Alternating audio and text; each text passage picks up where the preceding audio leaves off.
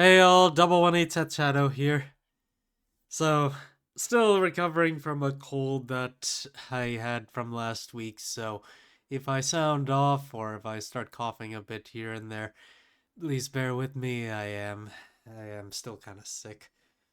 But let's go ahead and get started with today's Market Watch, which is now in the week after the release of Alter Chaotica, set date for Shadowverse Evolve.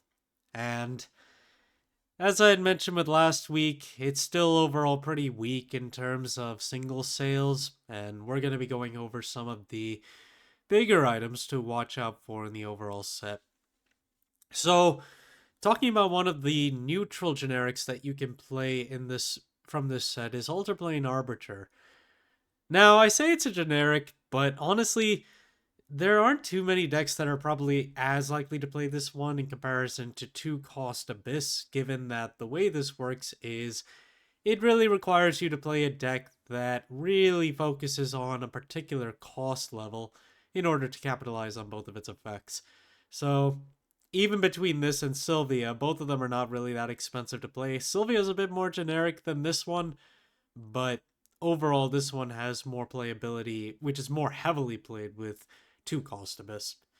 Pricing wise, right now, the card is $7 or less if you want to pick up individuals between the base and the Evo, until you get to the super legendaries, where the base is currently at a base price of $13.50, and the super legendary is currently at around $6.50 to pick up. And then there's Crimson Rose Queen, which I would still tout as the key chase card of the whole set, outside of high rarity stuff, of course, but that's a different story.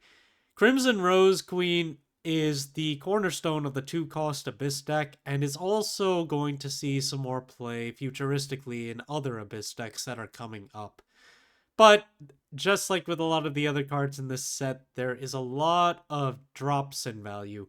And now you can pick up the base form of this for around $6, while the Evo is still just above $10 to pick up, but both are still lower than their current market prices. On top of that, the super legendaries, which have market prices above $20, closer to 25, now their base listings don't even don't even sit in the $20 range. The base form can be picked up at 14, while the super legendary can be picked up at around 18. So the the Evo is still the more expensive one on both sides, but they're both lower than 20 at this point.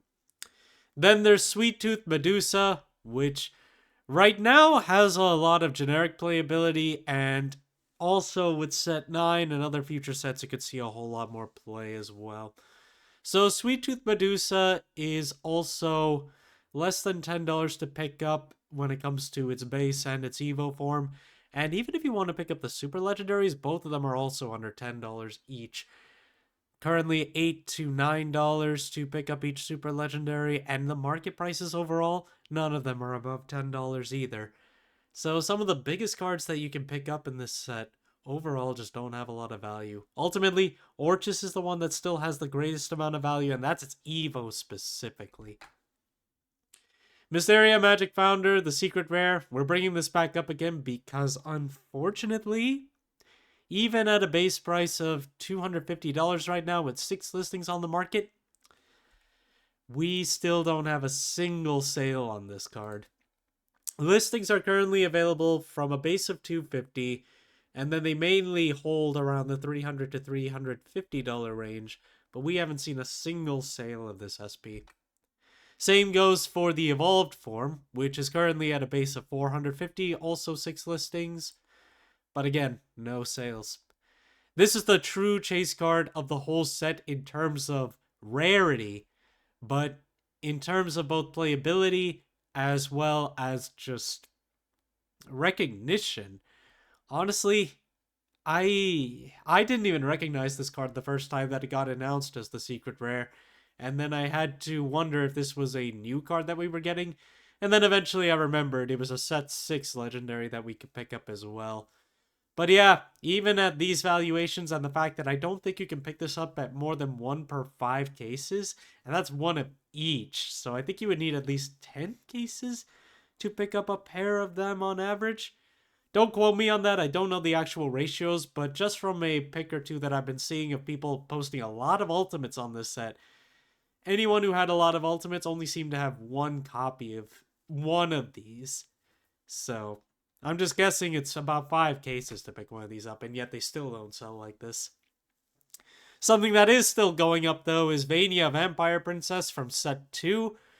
At 6 listings left on the market for the Legendary, it's now at a base of $16.97, and overall market price has been increasing. It's now almost $10, and listing-wise, we're looking at 17, and a lot of these sellers have higher shipping tags right now, so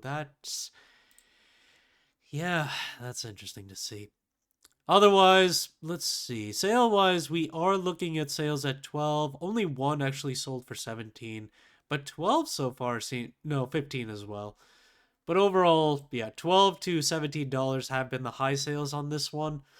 We don't get major vampire support coming in to really vamp up the deck until set 9, so we've still got another 2 months, but it's going up already. The foil of Whispers of a Dream has gone haywire in terms of its value. This is only available as part of the Idolmaster set, which, by the way, I feel like the Idolmaster set is actually the biggest value set that you can pick up right now, given just if you really want some of these signature cards, players and sellers really try to milk these on the secondhand market as much as they possibly can.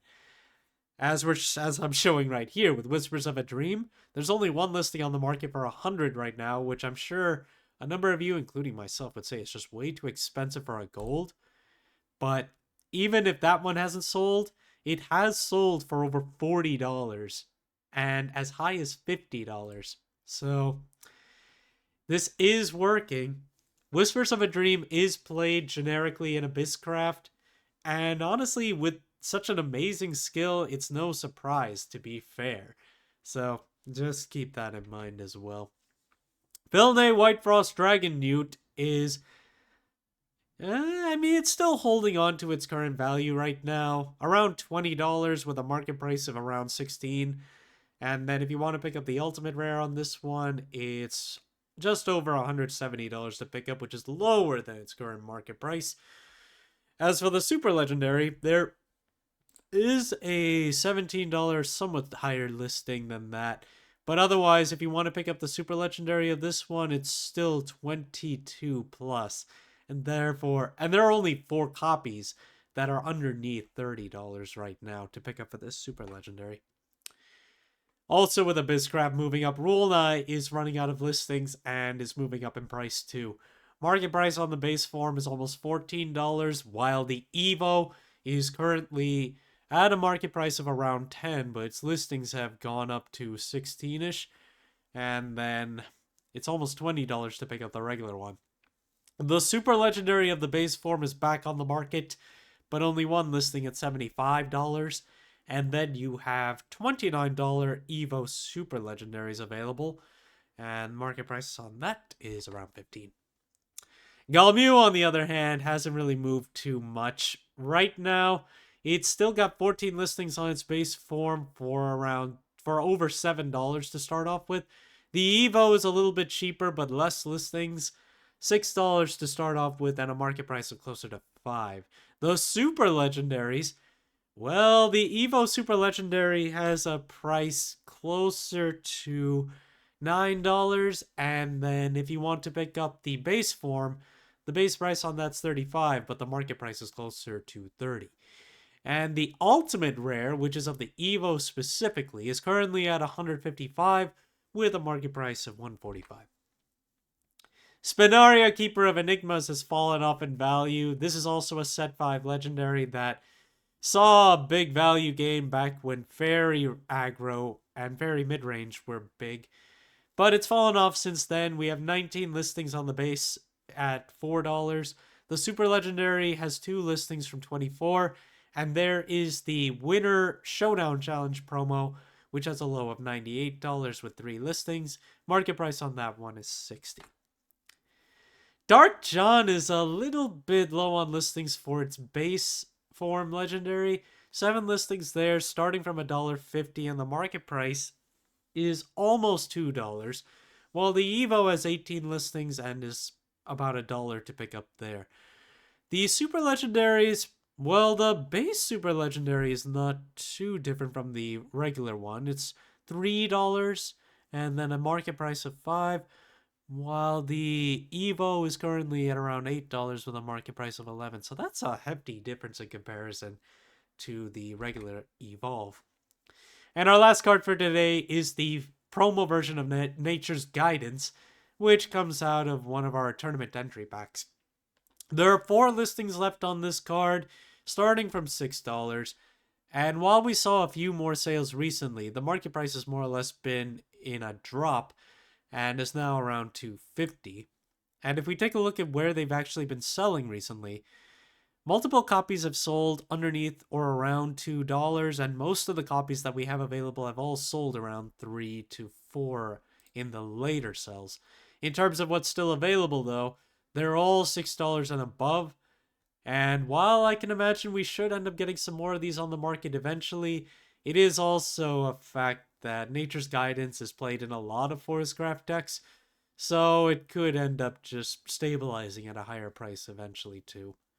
Thank you guys for watching. If you liked the video, please like and subscribe if you haven't already, and I will see you guys later.